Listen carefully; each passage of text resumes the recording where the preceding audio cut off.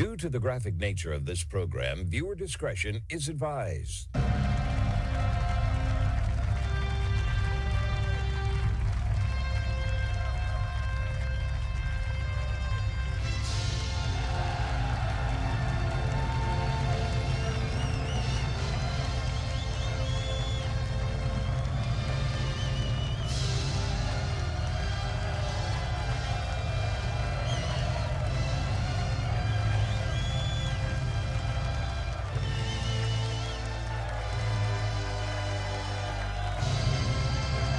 Hello, everyone, and thank you for tuning in to today's broadcast. This is the Wednesday, June 3rd, 2026 episode of The Marco Geray Show, the only show where the facts are facts and hard truths thrive.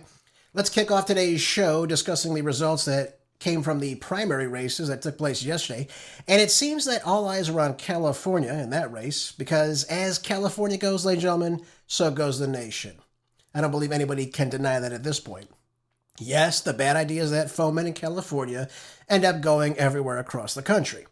Now, right now, I'm looking at a map of who's leading in each of the 58 different counties, especially in the gubernatorial race, and the state looks as red as can be. Your major blue cities, Los Angeles, San Francisco, Santa Barbara, Sacramento, parts of the Bay Area, yeah, they are tipping blue, obviously, right now. But almost every other county has voted for either Steve Hilton, the Republican candidate, or Chad Bianco, the other Republican candidate. The only two Republicans in this race. So on the face of it, it looks like a red wave. When you look at the state, the entire state looks completely red. Even San Diego, Orange County, Ventura County. And really, it's due to this jungle primary system that we have in the state of California. But the problem lies in the fact that once you take out all the Democrats running, which are usually several different people, a lot of these races have one, maybe two Republicans in them. Unless you are over that 50% threshold, all of those additional votes in the primary race typically go to the Democrat, which is a major, major problem. So it usually becomes an uphill battle from here. What were the big takeaways, though, from California's primaries yesterday? First things first, California takes weeks to count ballots using electronic voting machines. They have no voter ID laws. And they don't clean out their voter rolls, too, which I believe is a major problem with all of this. Therefore, you can flood the precincts with ballots at the last minute, which, again, and especially in some races, they say is too close to call. How is it that the following countries can count so many more ballots than California? California roughly gets about 10 million ballots in their primary season. Brazil takes 2 hours to count 124 million ballots. France, 4 hours to count 34 million ballots. India, in just 24 hours, will count 640 million ballots. Germany, 8 hours to count 51 million ballots. Argentina, 6 hours to count 25 million ballots. And California to count 10 ballots usually takes about 37 days on average. It's amazing to me. You know what I think is really, really interesting? In 2024, I was in California. I voted in the election. Very much wanting to know what took place. And I was watching at 8:01 p.m., right when the polls closed, right over Fox News, right over the screen. Kamala Harris wins the presidency, 0% of the precincts reporting. Okay. Adam Schiff's name pops right up, winning the U.S. Senate race. Adam Schiff is the declared winner. 0% of the precincts reporting. How can they know that? How do they know this takes place? And by the way, I can't imagine how you have all the tech bros in Silicon Valley and no one has a bright idea on how to fix this problem. Why it's taking 37 days on average to figure out who wins a congressional race, usually which has no more than, a couple 100,000 votes in it. But it's very concerning to see two ends of the spectrum there. The very important race, again, which most people vote in, it's a statewide election for president, for U.S. Senate. Yet, they know at 8:00, they know a minute after the polls close. But these congressional races that are obviously much more local, they take weeks on end. It's amazing to me. Now, I want you to ask yourself this. Why some of these races would drag on for weeks and weeks? I'm sure it isn't the ballot harvesting that California is allowed to become legal, or the big ballot dumps at the last moment. The only way California sees change, and this is the only way this turns the state around, is if the people overwhelmingly are fed up with all the government corruption, lackluster results, and people have to abandon the Democratic Party in particular. But it looks though on some level people are starting to reject that. For example, in 2024, we saw Prop 36 end up passing. That was to obviously invest more money into crime and law and order to reduce the massive crime wave that was happening across the country. Actually, the state of California. It was happening across the country too. But this was in California particularly. Gavin Newsom has yet to obviously fund any of the initiatives. He let the counties go ahead and try to find out ways to get money for it himself. Getting illegal aliens health care, no problem for Gavin Newsom. Not a problem in the world. But don't let me have to fund law and order. That's something I just can't do. The California voters, though, rejected really the status quo on Tuesday's primary in a couple different ways. We're seeing Steve Hilton leading at the top of the board here for the race for governor. It looks like LA Mayor Karen Bass somehow is in the lead, just by a small margin, though, against challenger Spencer Pratt, And as the results stand, the Golden State will have the general election it deserves. It will be a clear contest between new ideas, reform, way to make things better in the state, because the state has been led so far astray, it doesn't even look like the Golden State anymore. Or you can stick with the entrenched political establishment, the bad ideas, doing the same thing over, using the same exact rhetoric.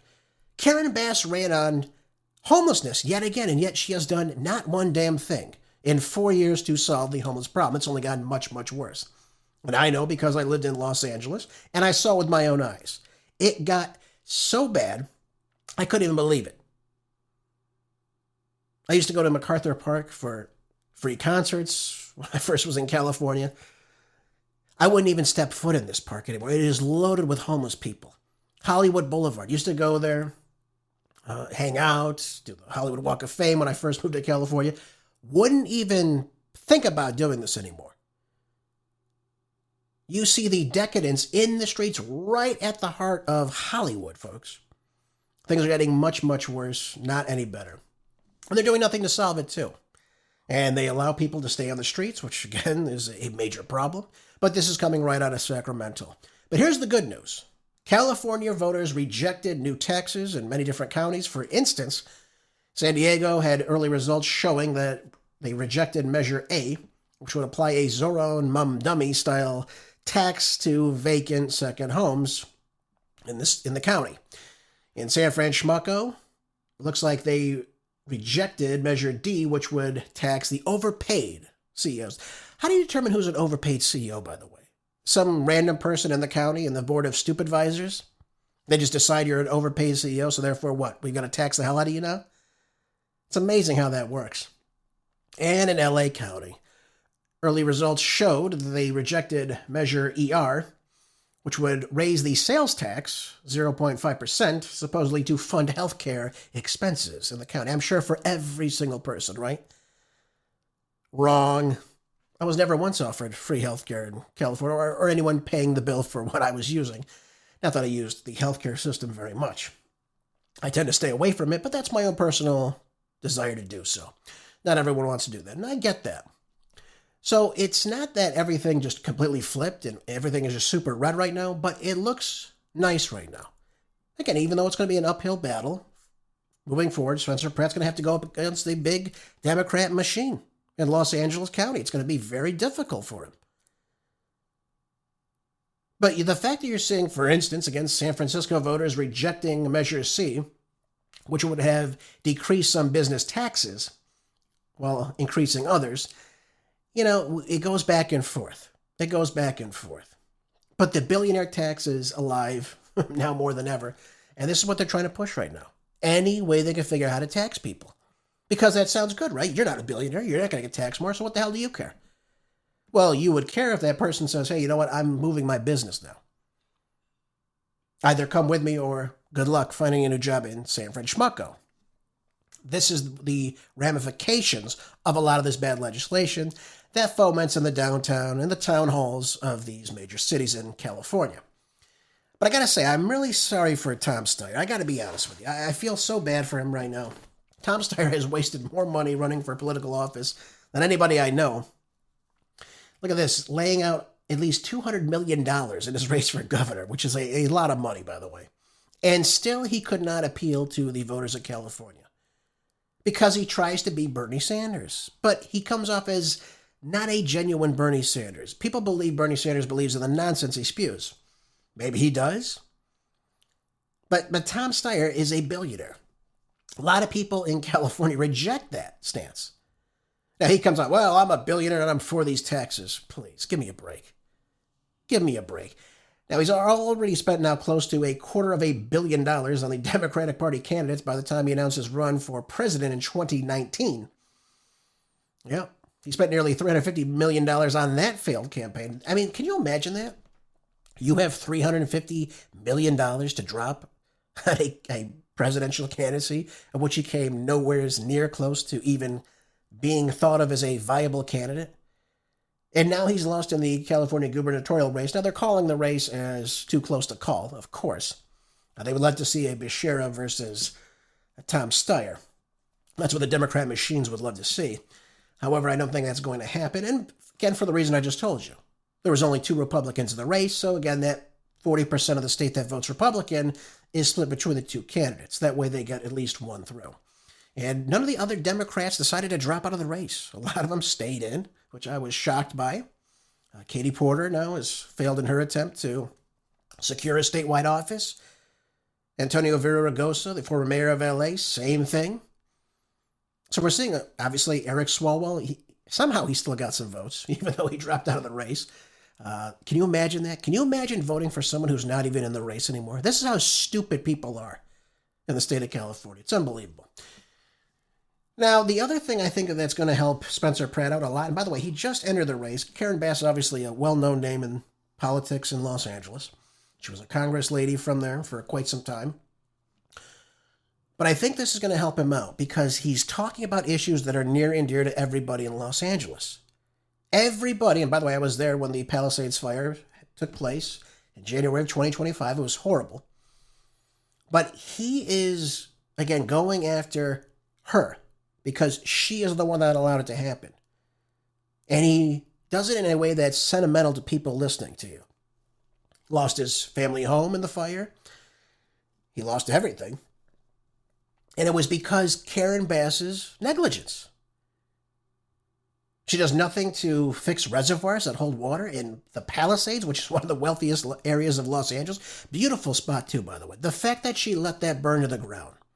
Her and Gavin Newsom, 2 morons, couldn't even put out wildfires. Didn't do anything to stop the wildfires. And by the way, it was the Santa Ana winds. Obviously, that's a time where the winds pick up in Los Angeles. If there were a fire for chance, obviously that could spread much more quickly. It's drier. We had a very dry winter at that point. And the fire was started by some creep from, I think, Florida, by the way. They put out the fire, but they didn't put it out to the extent, and it reignited, and it started to burn. How they didn't figure this out before, though, is beyond me. They wouldn't obviously check up on it or figure out that something was burning. But that's neither here nor there. That's obviously for people to look into the LA Fire Department to see what they did or what they should have done to prevent this, too. But they don't do controlled burns in the state because Gavin Newsom limits the amount that they will do. But you have to understand something. When they allow a very wealthy and beautiful area like the Pacific Palisades, lots of Hollywood stars live there, lots of wealthy people live there. It's a beautiful spot. It's right by the water. I mean, you can't beat it. It's almost like a paradise. You just can't beat what that has to offer. And she let Malibu and the Palisades burn? You got to ask yourself the question, if they let Malibu, the people that live in Malibu, and the people that live in the Palisades, they let their homes burn to the ground, some 7,000, at least 7,000 structures, whose home won't they let burn? If something happens in South Central Los Angeles, you think they're going to give a damn if those homes burn to the ground? And Gavin Newsom was so accommodating, wasn't he? Trump tried to lift the red tape so people can get to building and rebuilding their houses yet again for their livelihood. And by the way, homes that even weren't burned down suffered lots of damage because of the smoke and what have you. But people are living off the grid someplace else in this state right now because, again, they can't get access into their homes because it's not safe. And it's a beautiful drive, too, by the way. If you ever have the chance, driving down Sunset Boulevard to the Pacific Coast Highway, it is a beautiful drive. And the fact that that area is destroyed just hurts so much. I couldn't even drive down it after it happened. I refused to do it. I mean, it was like something out of a movie. You would never believe it. Something could be so beautiful. The views, just the way the city is laid out. And they let it burn to the ground. But this is all the doing of Karen Bass. It's all the doing of City Hall. It's all the doing of the City Council, the LA supervisors, all the ladies on that board, the fire department, the Department of Water and Power, same thing. How do you have a reservoir for fire hydrants not full in the wealthiest part of the city, roughly? It's beyond me. You try to figure that out. So if you think that it's, just isolated between, rich versus poor, they could give less than a damn about anybody. It's all about getting reelected. So the fact that 34%, I believe is what her number is right now, of the vote is coming out in favor of Karen Bass, an incumbent, by the way, which is a very low number. Not a lot of enthusiasm, but the fact that people would still vote for this ignoramus, again, begs the question, how do these people vote for something like that? Do they think that Karen Bass is going to solve the homeless problem, the affordability problem, the law and order problem, the decaying infrastructure problem? She hasn't solved a damn thing. She destroyed the city. It's just, again, as clear as mud, folks. So I hope Spencer Pratt will, again, hone in on this. By the way, anyone I talk to in California cannot stand this woman. They cannot stand her. She's a communist through and through. She used to go to Cuba with this group that she was a part of, that she was very well entrenched in. Nobody I know could stand this woman. So the question begs, is the establishment holding this woman up in regard? Because, again, she'll do whatever the hell they say.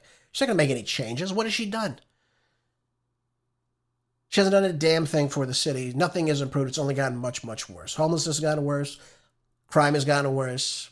The lack of people staying in Los Angeles gotten worse. Education at LAUSD gotten worse. Everything has gotten worse. And again, it's all across the state, too. You have Gavin Newsom doing the same damn thing. Again, another one who's just completely incompetent. But this is where we are. This is where we are.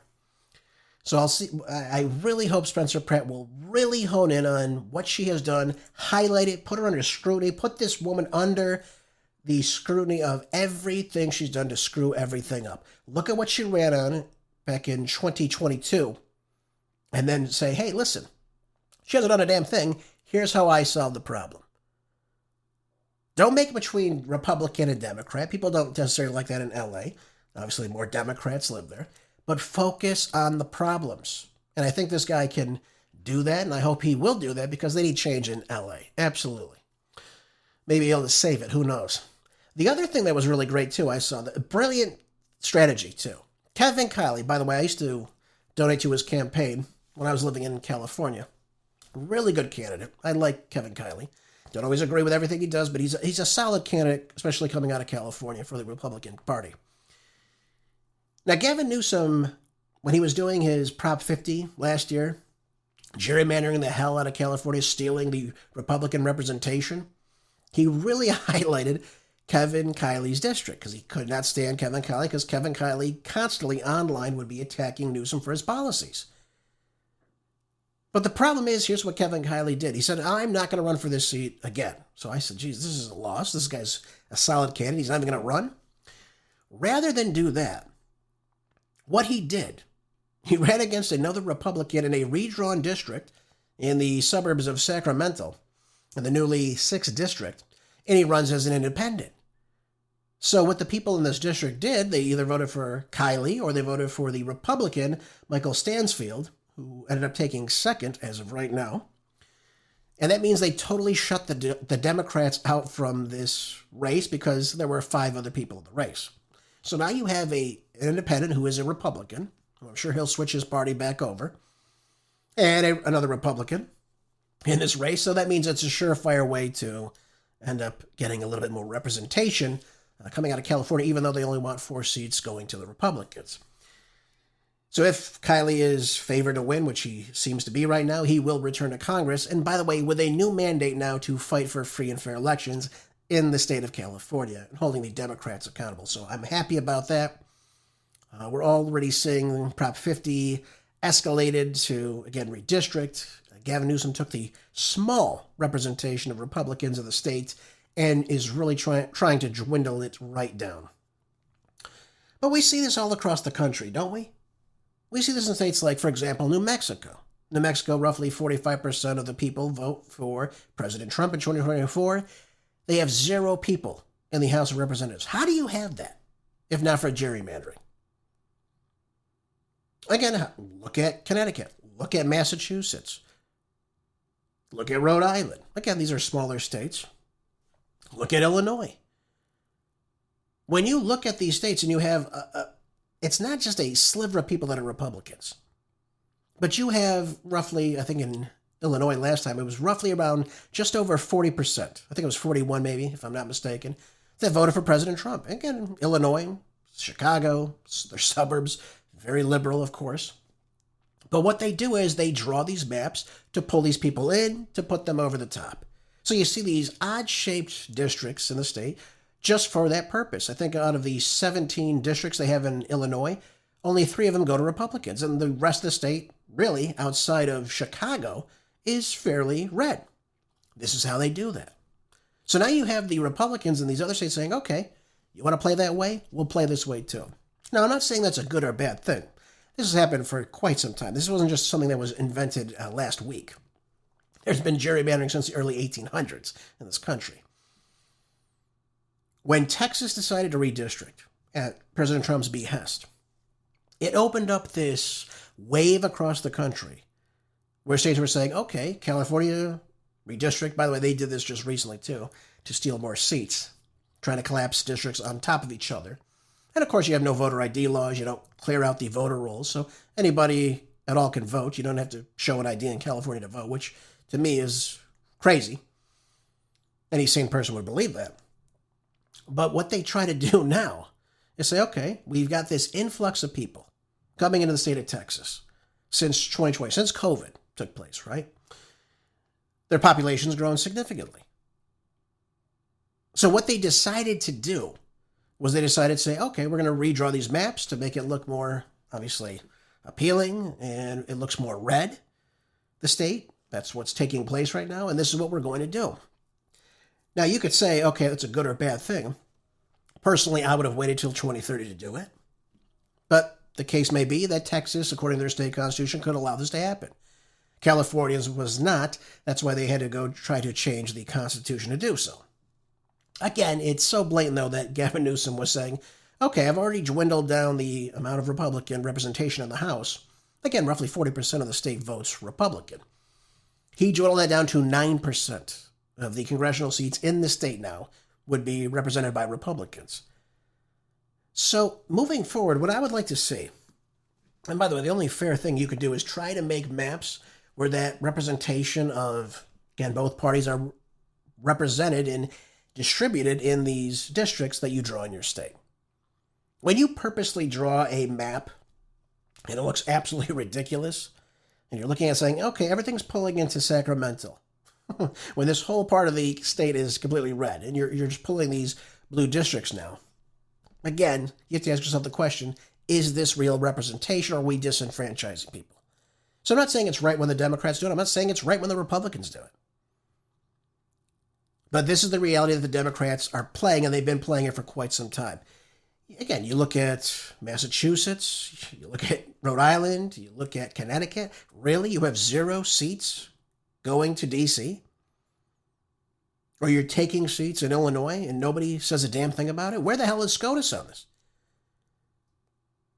So I would hope moving forward, if we want things to be fair, or fairer, I guess, what we should do is make sure that whatever percentage you have for both parties, you try to make districts that reflect that in your state to get representation. By the way, that doesn't even guarantee that everybody will win those seats. But the layout should ensure something similar to the makeup in your voter rolls, which would also mean that you have to refresh, clear your voter rolls every couple of years to ensure that you're getting a reasonable representation for the people that live in your state. That's the way I would do it. You can call me crazy. But again, I don't think the gerrymandering works very well for many people. But, I am happy to see Steve Hilton at the top. I like Chad Bianco a lot. Again, a very tough ride ahead of him. He's only got about 27.8% as of right now. Only 54% of the votes are in. Chad Bianco had about 11.3% as of right now. But he's got an uphill battle against Xavier Becerra. It's going to be tough, no doubt about it. And I guess I'm kind of shocked about this, too. Where the hell did Xavier Becerra come in? He didn't even make the first round of debates. That's how low he was polling in this race. Now, all of a sudden, he's Mr. Favorite? I mean, at least Tom Steyer was somewhere in the mix during that first debate. He was polling ahead of most people. So was Eric Swalwell. Swalwell dropped out. Maybe that helped him out. I don't know. But it just seems very odd. Becerra wasn't even a thought at one point in this race. Now all of a sudden he's Mr. Popular. This is a guy who lost 325,000 children at the southern border. This was a guy during COVID who allowed some of the most draconian laws being put out against people to take vaccines with zero safety testing on them. This guy's a mess. Again, he's another do-nothing candidate. That's what he is. Did absolutely nothing when he was in Congress. I think he wrote a couple of bills to rename post offices. And this is the guy you're going to have run the largest state in the country, with the largest GDP and the largest population. This guy's going to solve the problems? Does anyone really believe that? Of course you don't. Of course you don't. And by the way, I don't think Tom Steyer would either. But at least Tom Steyer has run things before. At least that's something you can point to with Steyer. But again, all his policies are completely ridiculous. But at least he's run something. Steve Hilton's run something before, too. Again, Chad Bianco's in a executive position. Law and order, he knows all about it. Again, he's someone who's been serving people of Riverside County for 30 years. Again, great candidate. I thought they were both good candidates. I got to be honest with you. When they spoke at the debates, they were both very solid candidates. And I would love nothing more to have seen Bianco and Hilton. But it seems, of course, the tides have turned and the Democratic money flowed in, as you could see. We're talking about California, but let's talk about New Jersey. Why am I talking about New Jersey with you? Because something very troubling has happened here. And it says here in Fox News that the pro-Palestinian plastic surgeon in New Jersey who testified as a witness in a major terrorism case on behalf of a convicted Islamic cleric won the election in a New Jersey primary. Adam Hisham Hamawi, I believe that's how you say his name, a former combat medic born in Egypt, won in a 12-way Democratic primary contest for a solidly blue House seat. I want to stop here and say this to you. How is it you have somebody who is sympathetic to somebody who tried to, again, obviously inciting violence in the 1993 World Trade Center bombing that killed 6 people, injured thousands, and you're going to elect this person to represent you? Where does this person's allegiance lie? I asked you this on Monday's show. We're electing people that have no connection to the Constitution, to the founding, to the rule of law. And they're under a lot of mounting scrutiny, of course. He's got ties to this Sheikh Omar Abdel Rahman. Again, this was the guy that was behind a lot of this bombing. And he's also got ties to Al-Qaeda terrorists. So he speaks on behalf of the blind sheikh, that's what they call him. And he testified as a witness for the defense and has faced lingering questions for his role in the sheikh's 1996 trial. And you have to ask yourself the question, is this someone that's going to represent? How do we have somebody who is a part of an organization that committed terrorism attacks in New York City and believe that this person would obviously be voting for several different laws? Will this person open the floodgates to the third world again? Or just to bring more Muslims into the country that certainly don't share our values? And by the way, there are many different Muslims who share our values. No question about it. But this guy certainly does not. So we've got to look at the past affiliations of a lot of people now that are running in office. I like the idea that Nancy Mace has that, again, in order to serve in Congress, you should be a natural-born citizen. Because the people that we're bringing in, again, running in the Democratic Party, you have to ask yourself the question, do they represent we, the American people that are born here, that love this country? That's the question you have to ask yourself. And again, I'm not saying you can't be born abroad and not love this country. Many people do. But when you're on the Democratic side of the ticket, really what we see here is time and time again, they vote against our best interest. They vote like a Karen Bass would. They run on these issues, but they don't really care about them. They love open borders. They love the welfare programs, the social welfare programs. They love it to no end. They want to bring in more people every single year because they know that's a way to, number one, get votes, but another way is to it destroying the country. They destroy the demographics of the country, and they know that it's more favorable to them, so they stay in power longer. Again, look at the crappy results we have right now. And I'm not saying that the Republicans right now are any better. I'm very disappointed with how the Republicans are handling things.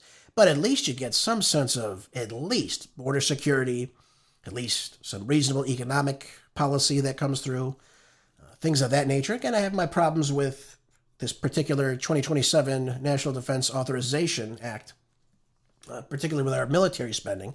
And again, bringing in the Israeli government to essentially be one with each other, which I think is complete treason and sedition. You know my stance on that. And the Republicans are the ones that did this, not the Democrats. So we have an issue with both sides. You can't have one side, again, favoring China, the other side favoring Israel. Can't happen. Doesn't work out that way. You have to be for America first. By that, I mean you have to have your bona fides lying with the Americans' best interest. We, the American people. We, the people. E pluribus unum. That's what it means. So I'm very shocked. I'm not shocked, but again, at the same time, you look at this. This guy is endorsed by Bernie Sanders, so you know exactly this guy is not for the American people. AOC, another one. Hassan Piker endorsed this guy? Really? This guy has every negative thing to say about the United States. Now, he may have the right to say that. But in these progressive circles, you have to ask yourself the question, what are they standing for? It certainly isn't for the American people. And, you know, look at this. It says here, a pro-Palestinian super PAC also poured money into the race to put him over the top. Well, of course it is.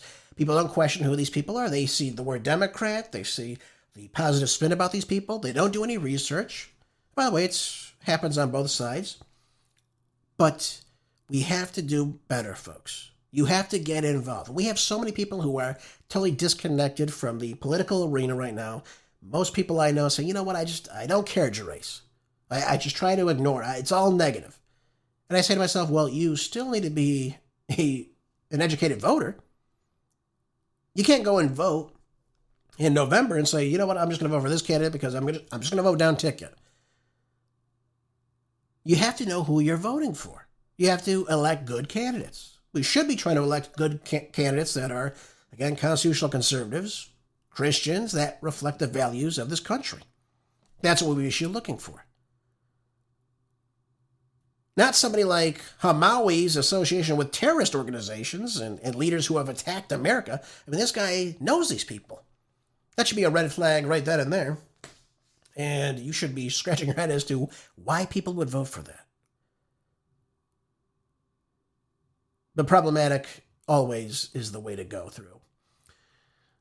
Again, very, very sad to see the state of the country when you're electing people that clearly hate the United States. And that's all I have to say about that. Some of you might be asking, though, why this takes place. Why would we have a population that is so, again, disconnected, they're uneducated? I was arguing online earlier with somebody about foreign policy, and they wanted to debate me. I said, okay, let's go. Let's see what you got. Didn't know a damn thing. I didn't know the first thing about the issue we're talking about in the Middle East. So, again, easy to take them down, but these people think they're brilliant. You know, they hear something on Fox News, OAN, Newsmax, CNN, MS Nobody Cares, CBS, ABC, NBC. They don't know what's going on around them. They don't know. What's worse, though, is they don't want to know. They suffer from the Dunning-Kruger effect. They think everything about them, they know, they're brilliant, they're the one that knows more. They use all the right pejoratives.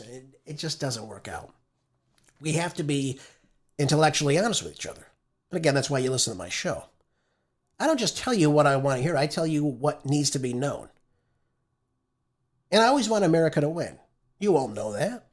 I think all of us want America to win. We should. Otherwise, what the hell are we doing here? But I think a lot of the problem lies in education in this country. And when I was looking at this article in Jihad Watch, it says here that Qatar spent over $65 million to manipulate U.S. education. So you can take that as you will. But the problem is we have these outside influences. They come in the country. People write the curriculum that spins things a certain way. And by the way, when I was in college, I was always under the belief that my professor knew exactly what they were a specialist in the issue of what they were teaching. So if it was history, I said, I've got the best person right here to tell me exactly what happened. For example, during the Civil War. We learned about the Civil War, and I realized that the issue of which we're talking about, most people have no idea the truth behind what actually took place during Lincoln's War. Lincoln's War of Aggression, if you will. I had to find a book on my own to read and learn about it. Same thing happens with World War I, World War II, Vietnam. Again, you go down the list. We have to understand exactly what's going on, but we don't get the real version most of the time. And nothing is different in American college education, where university students all over the country now get a lot of propaganda. Again, you can have certain stances. I'm not saying that. But the idea that they simply brainwash people into thinking a certain way is certainly something problematic. And by the way, I've never seen things on college campuses like we're seeing today. So I think it's gotten much, much worse since I graduated from college in 2011. But again, things have gotten much, much worse, I'd have to say. I never saw protests on campus like this all across the country. I never saw college presidents coming out and making these big statements about things political. I never saw anything like this. So certainly the climate has changed. But what they try to do now, it seems, is the whitewashing of certain things that take place on college campuses. Instead of speaking freely about them, you see lots of protest, you see lots of banter and even violence against certain students. We saw this at Harvard, for example. We saw this at UCLA. Destroying the campus, attacking students who were Jewish, who were attending class. By the way, you don't have to agree with Zionism at all. You don't have to agree with Islam at all, or the Palestinian movement. Doesn't matter. You should have a right to speak your mind, have your own opinion, but you have no right to tell people they can't come to campus. You have no right to attack people based on their belief system. That is completely un-American. But why are we taking money from Qatar, who is giving a certain viewpoint about whatever it may be in the Palestinian case, and allowing them to dish money into our universities? Something seems a little bit off there, don't you? I think so as well. And by the way, instead of learning about political issues, shouldn't they be learning how to compute, how to assess things, how to research, how to ask questions? I think this in and itself would eliminate a lot of the problem here. That's how you read through the propaganda, when you can do your own independent research, when you can look at the facts, who is saying things. This stops a lot of the bad ideas from fomenting and getting much, much worse. But according to a report, it says here the funds were funneled through a Qatar Foundation International, which worked with schools, universities, teacher training programs, and national education networks all across the United States. And as the report claimed that the foundation's activities went far beyond promoting Arabic language studies, it became a broad influence mechanism over educational content, curricula, and political narratives related to the Middle East and Israel. I would just love to see the truth. That's what I would like to see. I think that's what we all would want. What are both sides doing? I mean, again, no one's saying one side's better than the other. We should be working for peace, of course. That's what really we should be doing. Not taking one side over the other. Working for peace. For everybody. Safety. National security of these people and their nations in the Middle East. That's what we should want. Now, I will tell you this, that we tend to get a more positive view, especially on the right-wing media, of the state of Israel. And by the way, I'm not saying Israel is perfect. I'm not saying they shouldn't have a right to defend themselves. I'm certainly not saying that. But certainly there are certain things that we see and we know that take place that are excluded in the Western press. I'll just leave it to you like that. But I'm not for, again, Qatar spending money to manipulate students' thinking into one versus the other. It should be, what is freedom in the Middle East? What does freedom look like? What does justice look like? What's going on in the Middle East? Let's take a look at it. Let's have an open conversation about it. I think we'd be much better as a result if we did that versus, again, picking one side versus... I don't pick one side versus the other. I pick the right way. I pick what is happening, and I explain that to you, and then I tell you my opinion on it. I don't say one side's better than the other. What kind of nonsense is that?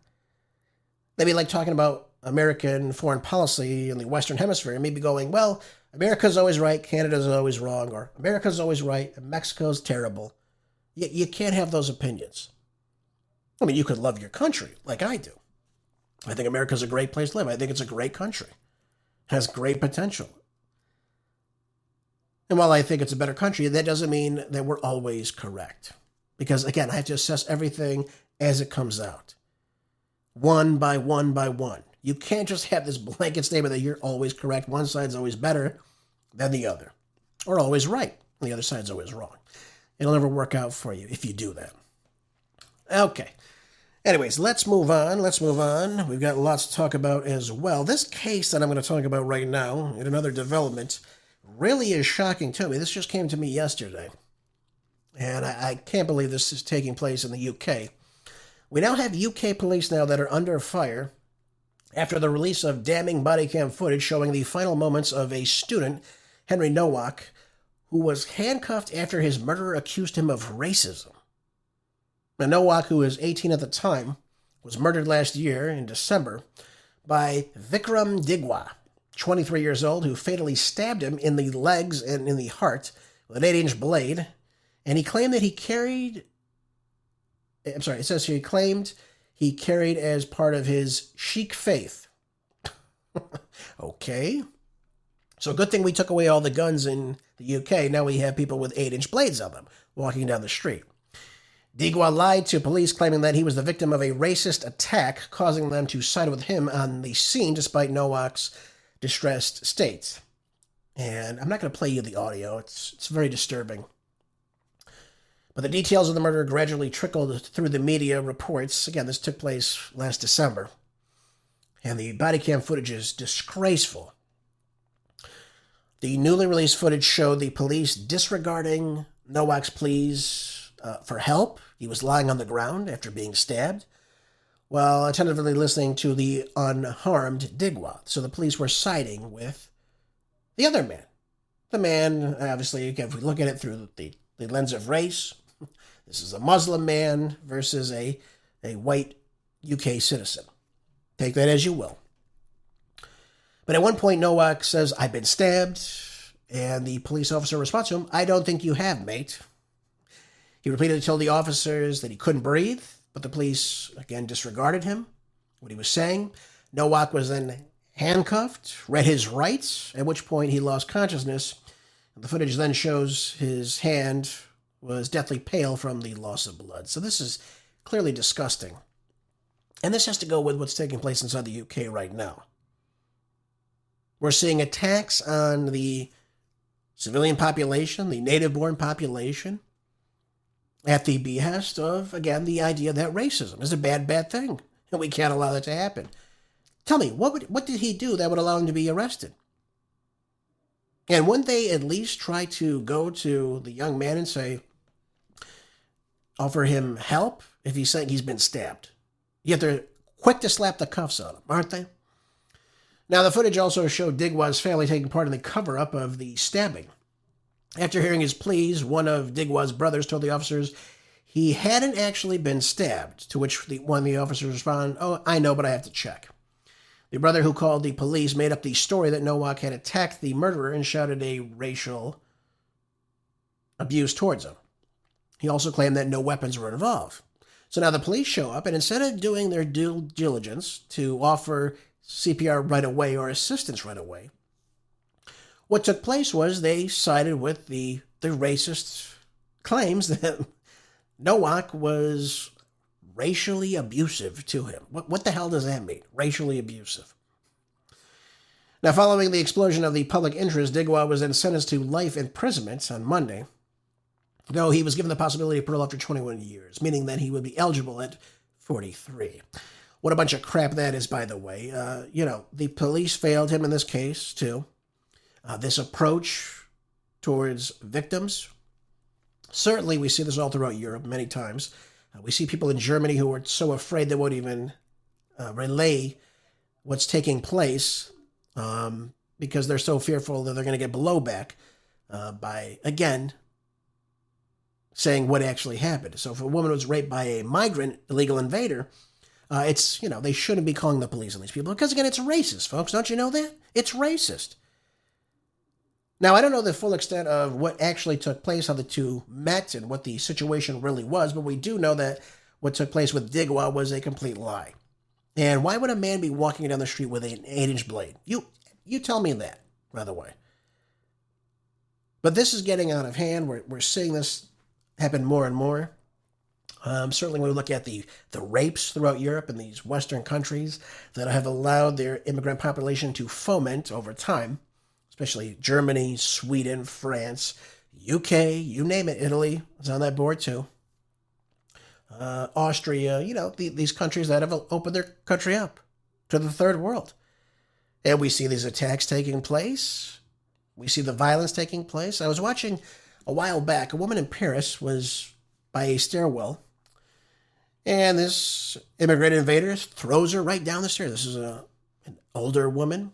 Just throws her right down the stairs. Luckily, she caught the railing, hopefully didn't hurt herself. But this is the reality of the country now. This is the reality of Paris. You're seeing people in peril right now. This is disgusting.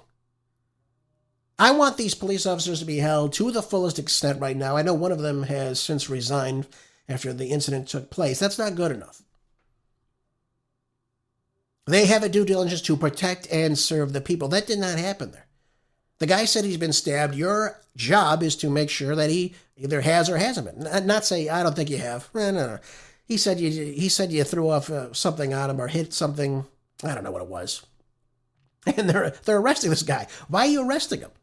For a racial slur? You're arresting someone? Well, we know freedom of speech is dead in Europe right now, especially in the UK.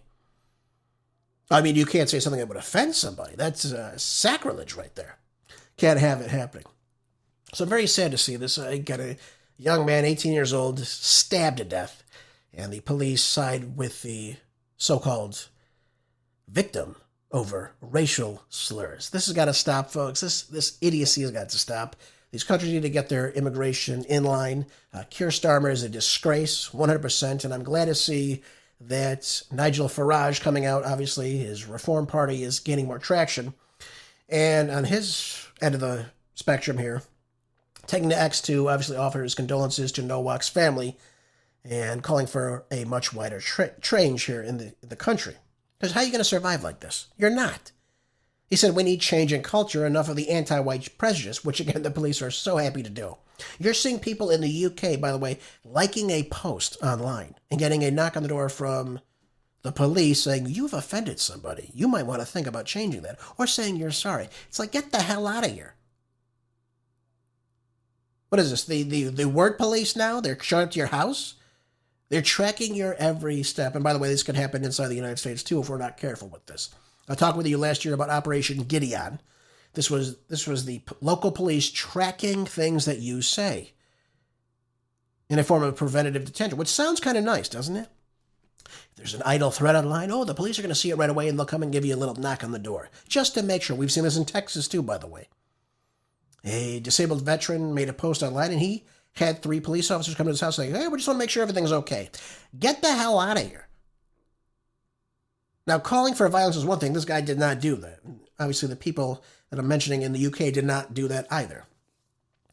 So I hope Nigel Farage gains some ground here. Again, he went on to say, I fear where our society would be in a few short years if we don't get a grip on this. and do it very, very quickly. He's absolutely right about this. Again, the promotion of the idea that white lives matter just as much as black lives, and NDEI as a positive discrimination, which again was the core of what took place here, which again is absolutely sickening to me. We've seen this try to take place here in the United States with the whole BLM push and all that other crap. This young man was a victim of violence. Again, I don't know the full extent of the altercation, but I don't think anything warrants you to be stabbed to death, even if you were to use a racial slur towards somebody, which, by the way, I condemn fully, of course. But there's no reason you would stab somebody with an 8-inch blade in the legs and in the heart. And we saw this with the Austin Metcalf case. That got buried pretty quickly, didn't it? Now, the young man who told the other gentleman, if you want to call him that, said, hey, this is our space, get the hell out of here. And the guy pulls out a blade and stabs him in the heart and kills him. That got buried pretty quickly, did it not? But this is the type of reverse discrimination we see in this country, which, in the face of it, is simply just discrimination. It's okay if a white male athlete gets stabbed in the heart, dies. Can you imagine if it was the reverse? I think you could. We would hear nonstop how racist America was and how whites need to do a better job. How about everybody needs to do a better job? How about that? How about stop with this anti-white prejudice in the Western world? Ridiculous. Absolutely ridiculous, by the way. Okay, I want to move on now, away from this. Let's talk about something else very pressing right now inside the United States. Next up, I want to talk about an article coming out of, I think it's out of Bloomberg, if I'm not mistaken. But it looks like the House rebukes Trump over the war in Iran. So we're seeing a shift about what's going on right now. On Wednesday, they passed a resolution to rein in Trump's military campaign inside of Iran. And why this matters, first of all, it's Congress's first successful rebuke of Trump's Iran war effort after multiple Democratic-led war powers attempts being failed. But what I think is very crucial about all of this, what we're seeing right now, you're seeing the previous efforts to constrain Trump's military campaign inside Iran falling short. This is the way we need to get this ended. This is going to push Trump to hopefully strike a deal, if the Iranians are willing to even do so at this point. But we're seeing right now, Jared Golden of Maine, the one Democrat who has consistently voted against the Iran war powers resolution, again flipped his vote to a yes. We saw 4 Republicans, Brian Fitzpatrick, Thomas Massey, Tom Barrett, Warren Davidson, voting in support of this measure. So, again, what they're doing is they're coming across, again, bipartisan support to, again, rein Trump in. Now, the measure would still need to pass the GOP-controlled Senate, even though Trump could just veto it. We'll see what takes place there. Again, if you don't have the support of Congress, how are you, again, allowing yourself to continue in this war? Hopefully, Trump sees this and gets the Republicans to vote for it, so it gives him an off-ramp to say, listen, we've got to pull out. We've got to get out of the region. This would be nice. Again, Trump doesn't want to do it this way, but this would be a nice way to get Trump to get out of the region and stop what's going on. This is good. This is what we need to stop this war. And I think this will be a step in the right direction, should we be successful in doing so. Now, I do want to say a couple things. Yesterday on the program, I talked with you about how, again, there's no talks with the United States until the fighting between Israel in both Lebanon and inside Gaza, and, of course, with the United States, and the naval blockade are lifted. There's no talks for any such stopping of the war until then. So if the fighting does indeed stop, then Iran said that they will... Well, Iran says that they will hit military sites inside northern Israel should Israel not stop the conflict. Here's the thing that's very, very crucial about this. Trump has got to get Netanyahu on board with this. I don't know if he can. I don't think he can because, again, I think Netanyahu tells him what's what and not the other way around. That's my own personal belief. I could be wrong. I don't think so. But Iran also acquired their knowledge of how to assemble and build a nuclear device. That was very, very obviously revealing yesterday when I shared this with you on the program. And it seems like they have access to build a nuclear weapon, and they will put it on display for the world to see should the United States not come to the table and resolve things diplomatically. I think this is going to be the next step in what takes place here. We know, for example, they've received help. Again, they have the backing of China, a nuclear power. They have the backing of North Korea. Again, they've had North Korean delegations meeting in Tehran, going back 15 years at least. But what I was told was that the Supreme Leader Mojtaba Khamenei now has lifted the fatwa that his father issued back in 2003 that a nuclear bomb was anti-Islamic. That is now over. That's what I've been told by my sources, Pepe Escobar, Larry Johnson, very credible sources, and they believe the source that told them this. That, again, understands what's going on here. And this is who we're dealing with now. So now we're in the new era of the Iranian government of the hardliners is now here. Thank you, President Trump, for doing this. And by the way, Khamenei now understands that a nuclear bomb has new sorts of leverage to the Iranian government. This is possibly the new future for them for self-defense. We know that he has close ties to the IRGC because he fought in the Iran-Iraq War at the age of 17, by the way. He fought for his country then. And he sees this as a deterrent to the U.S. and Israeli hegemony in the region. They understand that the U.S. and Israel want them to fall. But they see exactly what North Korea did with their demonstration. Nobody bothers North Korea anymore. Now, this could be different because, again, Israel's so close to Iran. They could view this as a threat to their own national security, that Iran has a nuclear weapon. I'm not saying that Iran is going to threaten them, but I think what they're going to say is, listen, we have the capability to do so. We have now built the bomb because you pushed us in this direction. You've talked, again, about striking us. You're not talking about lifting sanctions, opening up trade with us, lifting this blockade, which, again, is an act of war, letting us commit free trade, which, again, is a principle of the United States. This is what we should be pushing for. But instead, we're pushing for more hegemony in the region, which I believe we are weakening our hegemony as a result of what's going on here. But I do believe that Khamenei is going to be a much more hardliner on the defense of Iran. They're not going to put up with the crippling of the sanctions, the freezing of the assets of which they have, which the United States has taken their money, has not delivered to them.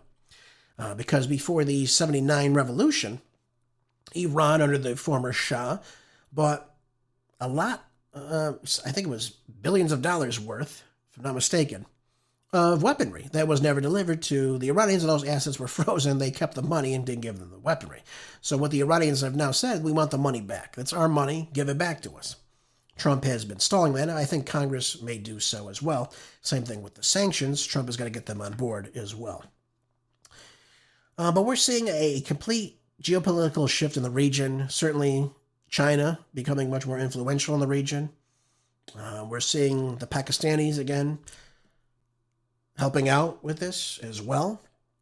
We're seeing Saudi Arabia and Qatar, again, distancing themselves from the United States. Qatar now wants the Al Udeid air base to be closed within 9 months. Again, this is what I found out just recently yesterday, and that's why I want to share this with you. I'm not saying Iran is definitely going to build a bomb right now. But what I am saying to you is what's taking place is pushing them in this region. But one thing I will say to you, as of late this week, and by the way, I was told Marco Rubio was relayed this information too, by the way. Obviously, he hasn't come out and said this. But I do believe that he relayed this to President Trump, this realism that, yes, Iran will have a nuclear bomb and that they will, again, demonstrate they have this capability if we don't come to the table and start to, again, make amends with them and give them exactly what they want. And I fear this is where we have pushed them, sadly enough, unfortunately. And again, will we return to war? I don't think so. Certainly not if they have this weapon. And by the way, I'm not saying they're threatening to use the weapon, but what I am saying to you is what they're telling us is that they're going to show the world that, yes, they do indeed have this. And as a result of that, it will allow Washington to come to the table in a much more favorable way. I think that will be the end result of this demonstration on Iranian soil. That yes, they have the capability, yes, they have the weapon, and yes, we need to stay away from them. Because again, if they are pushed in a corner where their civilization is at risk of survival, they will end up using the weapon. That's what Khamenei has said. Take that as you will, folks. Thank you again for being here today. I appreciate you so much. Share the show. I'll see you tomorrow on the next Marco Dre Show. Until then, be good. Stay busy. God bless.